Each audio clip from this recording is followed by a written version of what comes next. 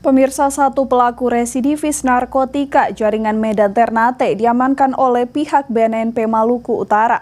Pelaku diringkus saat menerima paket narkotika jenis sabu seberat 80,94 gram. Badan Narkotika Nasional Provinsi Maluku Utara kembali meringkus seorang pelaku narkotika yang merupakan residivis. Barang bukti yang diamankan berupa narkotika jenis sabu seberat 80,94 gram.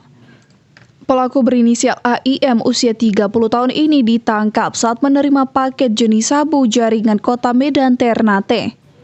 Selain barang bukti narkotika golongan 1 jenis sabu, barang bukti lainnya yang disita adalah sepeda motor yang digunakan sebagai transportasi dan handphone untuk alat komunikasi serta jaket dan tas yang selalu digunakan pelaku.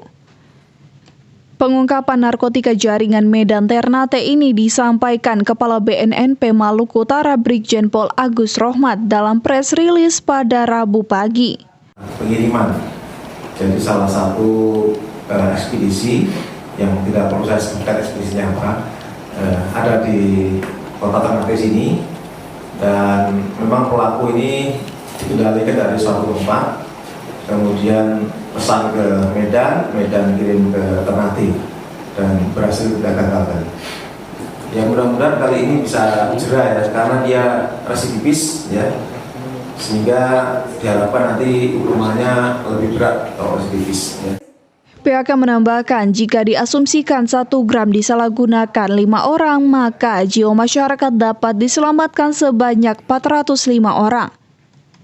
Dan jika barang bukti ini dirupiahkan bisa senilai Rp242.820.000.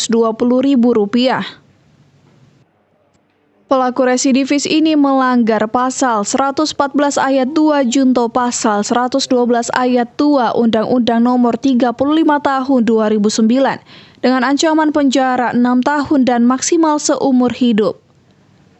Dari Maluku Utara, Opik Syarifuddin melaporkan untuk Kawan One TV.